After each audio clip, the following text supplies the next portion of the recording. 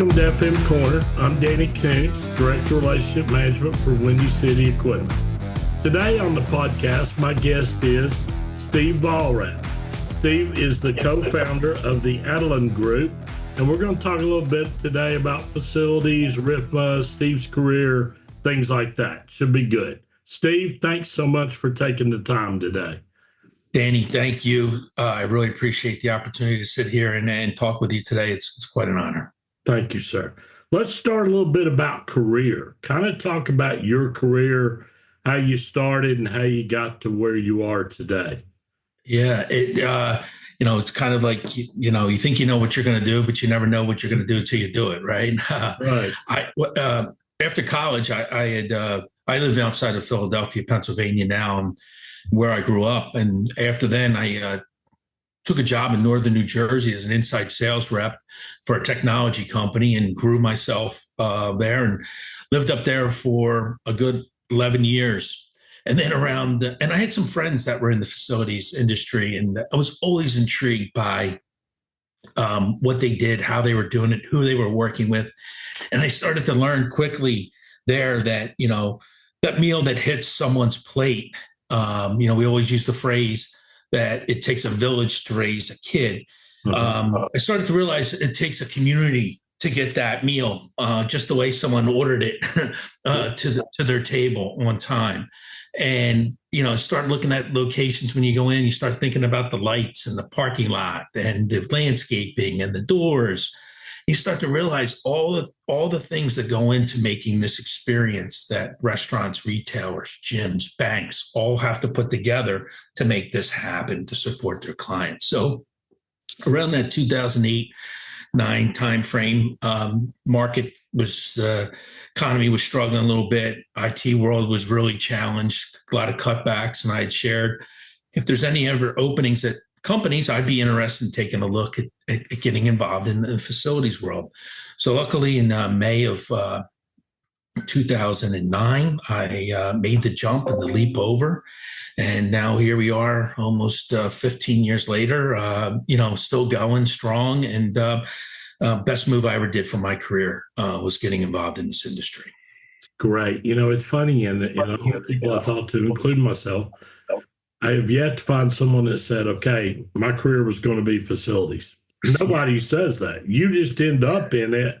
Kind of it's either the break or you happen to be the person that's working there when they need someone, and people do it and then they fall in love with it. But nobody says, I'm going to be a facility manager. It seems, it's just, you find it. There is exactly. Exactly. And I think two things. One is, like I said, I never thought about all the things that make the lights work or the floors clean or, the kitchen operate. And it's, but I think what draws people and keeps people is the people in the industry, right? Everybody for the most part in this industry is just good people trying to help support their clients at their locations the best they can and keep them up and running. And, that's what I think draws and keeps people in this world. Sure. Exactly. And I've said this many times. As a facility manager, for the overall day or week or whatever I did, I was never going to do it fast enough, quick enough, or cheap enough for everybody. I want it. Yeah. And that's a given, and you understand that. But what brought you back every day, there's one person out there, hopefully that day, that I helped facilitate something that fixed the restaurant, fixed something in the restaurant, made their day better. And that's what brought you back. You didn't look and say, I'm going to make everything better, because you're not. Yeah. But that one person that said, hey, thanks for doing that. That's what brings you back every day. Yeah, no, I agree. Talk a little bit about your company, Adelan, what you do, who you serve. Yeah. So Adelan Group, we just had August of 2024 here. We just had our 5th year anniversary, and I kind of always go back to kind of, our mission, a partner in your success is our mission statement. And when Justin Yaskowski and I launched the company, that was kind of our vision of how can we become a value partner, bring true value to the clients that we work with to help serve them, so that when the pieces of business that we're helping deliver for them in that community, they don't have to think about. They know they have a trusted partner, an honest partner, a transparent partner, where we're going to give them the good, the bad, and the ugly, and hopefully more of the good than any of the others there. So we really kind of our core is what we call critical maintenance services, things that have a compliance piece to them, a PM piece, work that needs to be executed within a period of time, and there's some type of follow up with a township, municipality, an inspector to make sure that that restaurant is efficient, is running up and running at its best. There's nobody coming in to shut it down, or any issues that could be possibly shutting it down.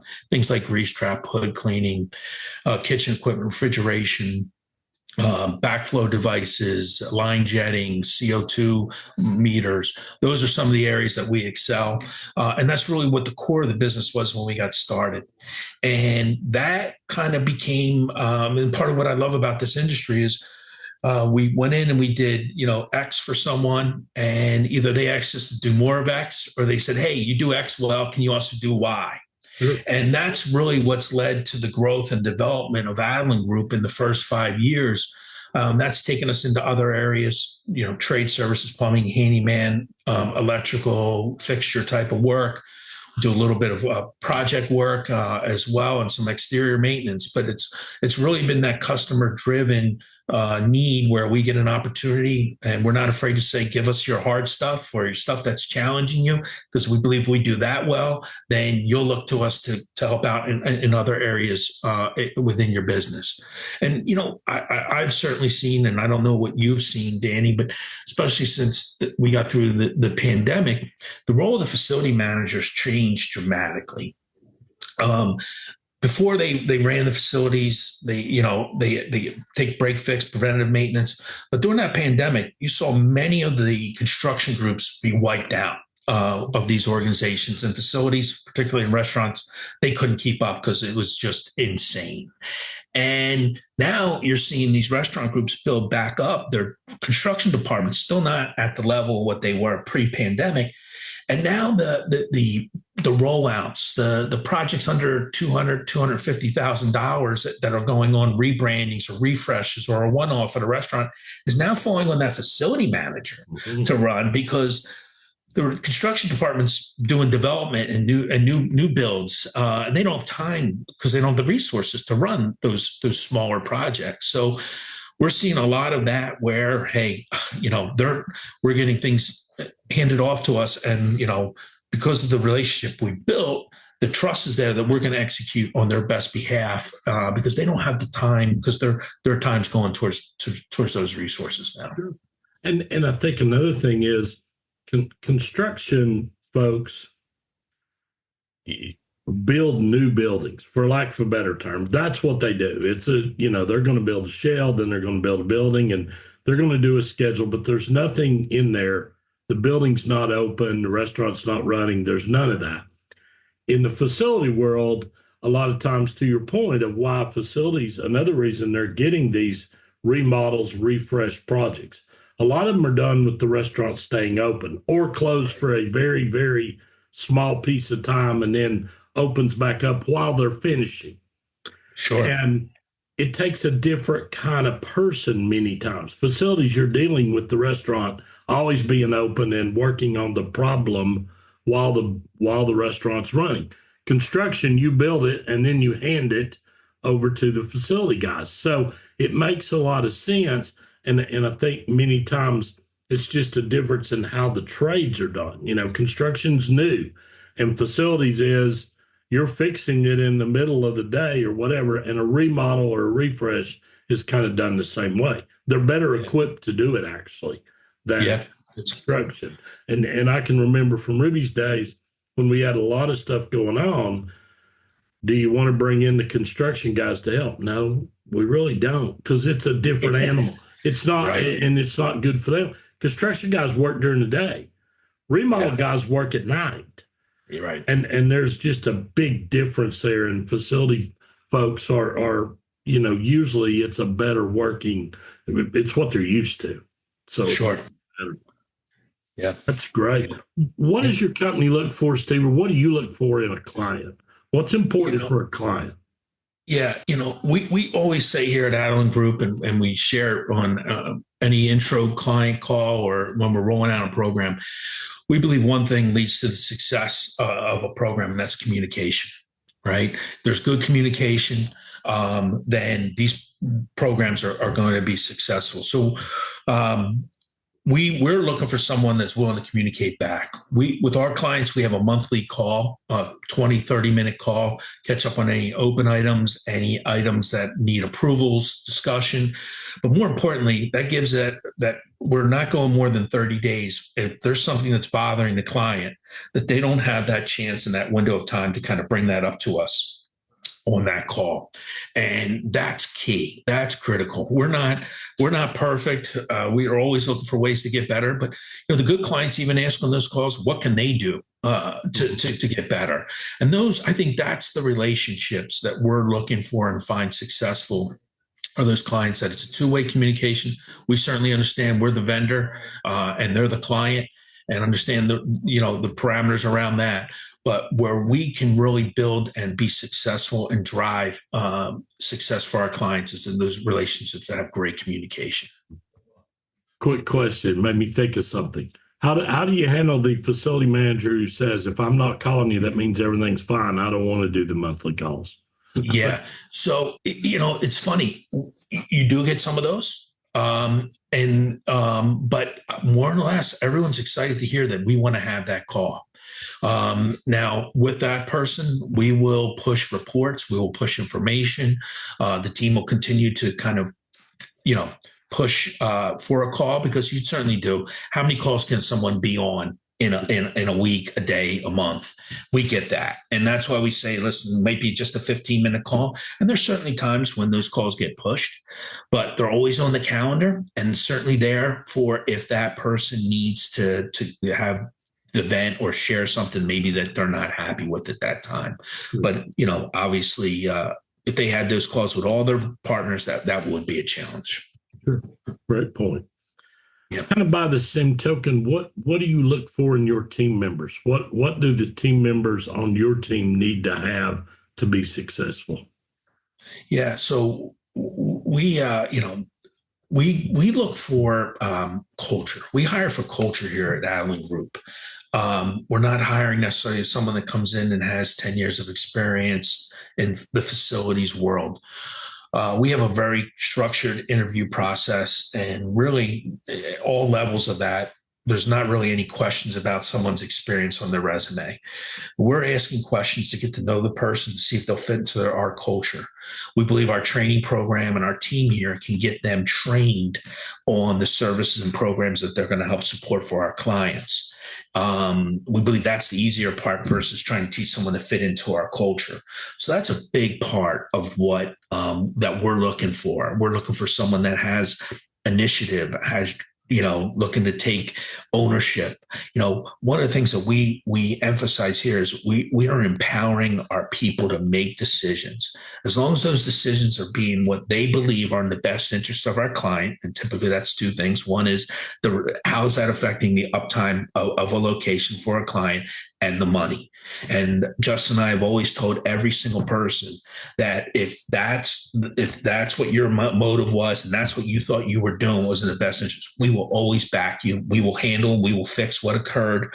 We will learn from this, and we will go on. But the last thing we want anyone to come in here and do is not feel that they have the knowledge, experience, and empowerment to make those decisions and do their job. We want folks to come in here. We want them to grow professionally. We want them to grow personally, and we have programs in place for both of those. I'd love to say that everyone that comes here is going to end their career here at some point with Allen Group, but we all know the reality of that. But we hope that they take something away that, during their tenure here, they develop and they, both become better people professionally and personally when their time is up here. And one of the things that you said in that, which is really important, I've always believed a lot in, is The worst decision a team member can make is not making one at all. Right. And make one. Make a call. Do what you think is right. There's many things that you can fix after the fact or rally, or they're dead right. They make the exact right call. But part of that is teaching them and giving them the tools so when that situation comes. But the worst thing is not a bad decision. The worst thing is doing nothing. That's a great point. You're right, 100%. You gotta do something, and our job as leaders and so on is to put them, arm them with the tools and the information what they need, so when that time comes, that they can make a good decision. They always don't go right. I made a ton of them that turned out wrong, but I don't think anyone ever said, "Well, I'm waiting on Danny because he hadn't made a call." No, I'm making one. Might be wrong, but I'm making one. So that's critically important. Yeah. How does your previous experience, you and I started our relationship when we were both working at somewhere else, but how does that previous experience help you as you were becoming a co-founder for your current company? Yeah. So something as I was, getting ready for today, I thought about, and something I probably should have shared with you prior. But Danny Koontz gave me my first restaurant work order in this business when we were, as he said, both at previous companies. So the first restaurant work order I ever handled was from you. And, not only from that previous experience, but even previous jobs before I got into the facilities world, I start looking back and, this is technically my 10th job, I guess, along my way here. And I think that's critical of what did I learn in all these different spots, and what did I take? And some were good experiences, some were learning opportunities to say, hey, maybe I would do something different. But along the way, I think like building relationships with people, internal in your company, external, getting to know people, I think is a critical part of building a solid business or just being a better person. And I think that just leads to so many different opportunities. I worked for an internship while I was in college for a company called Koontz Meats, and they provided hot dogs and deli meats. And there was a gentleman there that I worked for, and he owned the C-store industry. He was known that where all the major C-store companies would have him come and run their company meetings, he would be the MC. But he just became this trusted confidant because he was always open, he was always honest, he was always transparent. But he also had built tremendous relationships with these folks. He knew everyone's kids' names, he knew their spouses' names, he knew their birthdays. And you just learned that, people gravitate towards people they enjoy being around, that they like, that they believe are sincere people. I learned work ethic from working with my friend Tim. I learned it from watching my uncle growing up, and just, if you put the time in and you do the work, it just, all these different places and all these different stops, when you stop and look what made you become where you are today and continue to grow. I just think that that's a tremendous, experience in life to look back and say, yeah, well, I'm making this decision because, I learned this from Dave, and this is kind of the way you need to take a look at it. So I've been very fortunate in all my experiences to take some great things away, and then at the same time have the wherewithal to step back and say, okay, maybe I see what they're doing here, but maybe I would take a different approach to it. Sure. I think one of the most important things for anybody related in facility world is it's not how much you talk, it's how much you listen. Yeah. But because as you listen to the other people who are in the industry on the vendor side or on the restaurant side or the retail side, it doesn't matter. You're going to learn. And you're going to learn from someone else. And I always called it like it's like your own Google. Just listen and ask people and spend that time talking, but do much more of the listening than the talking side. And what you'll learn and how much it will help you in your day-to-day business, because you've invested the time into those relationships with people. Yep. Very, Exactly right. very important. Yep. You recently served, Steve, as the vendor rep on the board of directors at RIFMA and at the conference, recognized as vendor of the year, which is a Yep. huge achievement. Kind of speak to Thank you. that experience for you.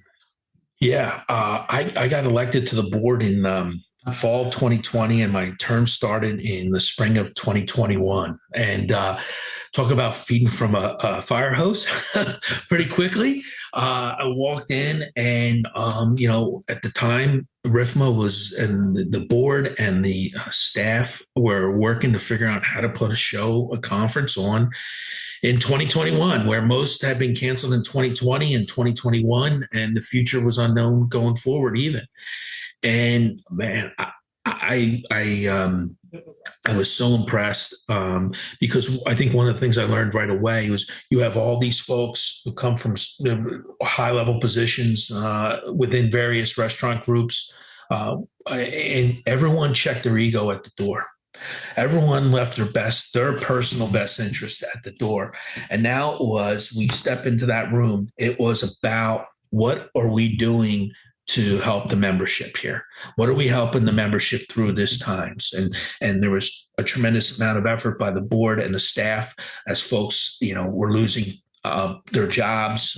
Companies were being challenged, staying open, particularly on the vendor side. What were we doing as a community to try and help everyone in our community stay above board here and continue to? So I think that the experience was something much more than when I originally accepted the nomination to what it ended up so much. And we got the conference off in June in Charlotte that year, and then saw some challenges where we needed to make some adjustments at the leadership level. Saw tremendous leadership from Tom Likens and Jay Roach and Bevan McPherson there, of what they were doing and what we needed to do. And Debbie Kenzel stepping up, taking on the interim tag as executive director and CEO. And eventually the great news was she was willing to take it on full time. And just saw how everybody could come together and act on behalf of the entire association and membership for their best interest was quite an experience for me, let alone learning how an association like RIFMA operates from that standpoint. So, I certainly, I got this, I came in at an interesting time, a tough time, but now I look back on it. It was a great time to be a part of that board of directors from that standpoint. Sure. That interesting as you said that, because RIFMA for many years, and I've been there since the day it ever became a thought. It was one about how do we grow it? Second, how do we pay for anything? So it was always about the money, but leadership style and so on. And it was Tracy and Debbie as the second in command for so long until that show, because the year prior was Denver. And I can remember we were on the last plane out of town before COVID shut down. That day, it shut down that night. And then to have the change, with new leadership and so on, was a time that RIFMA had not dealt with. It had never been there. And to all those people that worked on it, and then I think you said check ego at the door, and I think that's really important. It's a lot of people with a lot of blood in this thing to work together to help make the organization as best it can be. And the words have always been said, a family reunion and so on, but that's kind of how it feels. I'm going to a great big reunion with a whole lot of people, friends, vendors, other folks that I've never done a nickel's worth of business with, but would call in a minute if I needed something, and vice versa. They would. It's everybody working together for a bigger goal, and I think that's something that kind of makes it special. Yeah, and I'm a true believer in Riffman is an association. The more that you give, the more that you get, and it's there to be had. From a restaurant of someone who's new as a restaurateur, someone who's new as a vendor or vendor company. There's so many opportunities to get involved, to get engaged, and I really feel it's everyone's opportunity to continue to help this association grow. Again, the only association I know of that never skipped a national convention through the pandemic, a staff that just works relentlessly to help support us as a membership. Again, I had the fortune to work with some great people while I was on the board. It's a little bit much when you walk in that room as the only vendor, and right away, everyone there made me feel welcome, wanted to hear my thoughts, wanted to hear, the vendors, where vendors were, particularly coming out of that pandemic, and how we were feeling. And it was important because this is a true partnership between the restaurant and the vendor community. So I'm so grateful for that experience. Absolutely. Great points. Yeah. Who are your mentors or mentor? Yeah. So I mentioned earlier about Phil Lote, who I worked for while I was in college during an internship and then briefly after school. It was just, I still say I spent 18 months with Phil, and I learned more than I did in my 5 years in college from Phil or any book. Just about business and life in general of where that went. And, Phil's a legend of what he did and accomplished. And there's somewhere where somebody just took a niche and he just learned and just took his personality and it just excelled. Been fortunate enough to have a couple other mentors along the way. Someone else in the industry here, Dave Karcher, who owns a Legacy Group now. I worked with Dave when I first got into this industry, and Dave really taught me the ropes about the facilities world. Still to this day, have conversations with Dave, checking in on just life and kids, family, and business in general. Mm-hmm. I've had some great role models outside of, when I first went to New Jersey, I went to work for someone as an inside sales rep in the IT world. And that person's now not only helped guide me and taught me everything from what a hard drive was to memory to a mouse, but has now become a great friend and still someone who Tim Albrecht is still in that industry, but still become one of my best friends and still someone I can rely on if I'm having a challenge or an issue or in this world. I'll call him and say, hey, what are your thoughts? What do you think about this? And, I just think that it's always important, no matter where you are in life, to have someone to reach out to sometimes it's the vent. Sometimes it's to say, I'm kind of in this tough position here. What do you think from that standpoint? I've been very fortunate, and I think that's important for anyone. And I look at some of the folks that come in here to Adeline Group, and I'm trying to, I'm an old man now, and trying to offer that same type of ideas and mentorship to them and give them those avenues with an open door to come in and talk. And I'm never, everyone here is like family to me. But if someone has a better opportunity for themselves, for their family, I'm never going to want to discourage that. I'd always want to talk it through with them and make sure that they're making the best decision for them and their family. Sure. Absolutely. Great points. Yeah. Give me the biggest lesson you've learned in business. That's great. What's the biggest lesson I've learned? You gotta be, I think one of the things is you never know what's going to come next. We launched Adeline Group, and 6 months later, a pandemic hit. All right. Where we thought we would be today, in 2024, amazingly enough, we're really almost on our revenue goals, but we're not where we didn't achieve that revenue the way we thought we would achieve that revenue. I think the biggest things I learned is control what you can control. And there's two things you can control every day. That's your attitude and your effort. And when you wake up every morning, or not every day is going to go your way, but know the next day when you get up that today I can control my attitude and I control the effort I put out. And those are things everything else will then kind of fall into place. And I think you just got to be ready for, I always come in, I got a to-do list of things, and I'm an early person, and usually by 9:30, that whole list is blown up anyway. And, you're moving on to something else. And I just think that that's what you kind of just need to be prepared for.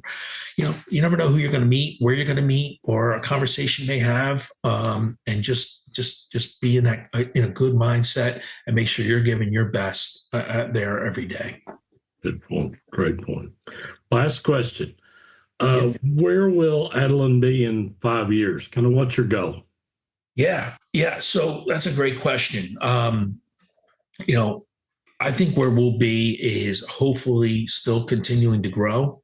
I'd like to tell you we're going to be doing X, but again, just like I just shared, we're not doing what I thought X would be 5 years ago now. And I think one of the things we learned, and you hit on it so great earlier, is you got to listen and you got to hear where the needs are. And you got to, we're the first ones to put our hand up and say, no, we can't. I'd rather sit on the sideline and wait for something I know that I can do well for a client than say that I can do it and try and figure it out. That's our philosophy. I'd rather hit a home run and know that I can bring the value that I say I'm going to bring. But, listening to those conversations, so I'm starting to hear this, or there's a need for that or this. How do we as a company, and we're working on something right now, to be honest with you, how do we get stronger in this area? Because we're continuing to hear the same thing from clients, that there's a need for something out there in the market. When we launched, we're working on Adeline Group, I reached out to Jeannie Malone. Jeannie had been on both sides of the fence, running facilities, and also been on the vendor side. And once we kind of had our framework for what we wanted to do, I reached out to Jeannie and I said, Jeannie, I really value your opinion on this. Do you think this is a viable business? Do you think people would see value in this? And Jeannie gave some great feedback, some great conversation about it. And, just was talking with her about a couple of weeks ago, and she brought that conversation up again. And I just think that, as you said, listening to someone, understanding what their needs are, what challenges they're facing out there, and if there's something that we can do to help support them in the future, I think that's where we'll continue to grow as an organization. Right. Great point. But always comes back to communication, and it always comes back to listening. It's just amazing how critical good communication, and then the ability to listen and learn, and your customer will tell you what they want if you listen, and it's listening in different ways. Sometimes they'll tell you anything, which is actually they are telling you something, but it's by listening and asking, and then letting them express what they need or what they want or what they don't like, whatever that may be, and then acting on it. Absolutely. And, one of the things I always say about our business too is, technology. And I mean, in my period of time here, I've seen technology come into the industry, and I think technology is a tremendous tool in our world, right? From CMMS tools to, IVR and geofencing and all these things that have come about. But at the end of the day, technology cannot run a facilities program. It's still a people business. Mm-hmm. Technology is a tremendous tool for us all to have. And I'll be the first one, if I see 4 emails going back and forth between us and a client about something, I'll step out and say, please pick up the phone and call them so we don't see another 4 emails where we can get this done and settled in 30 to 45 seconds. Sure. But it is a, how you want to say, cover CYA type of world that we live in, that you want to have everything in writing. And we simply say to our folks, we get that. We understand that. But picking up that phone, you don't get the same understanding, same tone of a conversation that you can get from an email. Simply then just follow it up with a summary of that call in the next email. But I think we can get this solved in 30 seconds versus another 4 emails on it. And that's something we constantly continue to press and train on and make sure is exactly that. Listening to what they're saying versus maybe the way they're writing it. Because I always say, one of my questions always is, who's putting the work order into the platform, or who's sending us if it's the restaurant, it's always an emergency. It always needs to be fixed now, right? If it's going through some type of vetting process through a facility manager or operations or somebody, then there's some reality put behind it. And that's part of what we need to understand. And for restaurants putting a work order in, they're doing 17 things at the same time. We might not have all the information we need to make sure we're getting the right person out there. So let's triage this a bit. Let's make sure we're gathering that information, and let's understand the customer's viewpoint when we're receiving this information. Exactly right. Correct. Yeah. Steve, we're out of time. I certainly do appreciate you sharing information. It'd be great for our listeners to kind of listen. And if you have interest, please contact Steve. Be glad to help you in any way. But I certainly appreciate everything you do. Thanks for what you did for RIFMA and for taking the time to sit down and have a conversation with me today. I certainly appreciate it. Dan, it's one of the highlights of my career. I really appreciate that. You have always been a tremendous, it's always great to see us, shake hands, catch up. But again, you gave me my first opportunity with restaurants in this world. I don't forget that. And I always value as one of our industry goats. So thank you so much for everything you've done. Thank you so much. And that's our episode for FM Corner today. Thanks everyone for listening.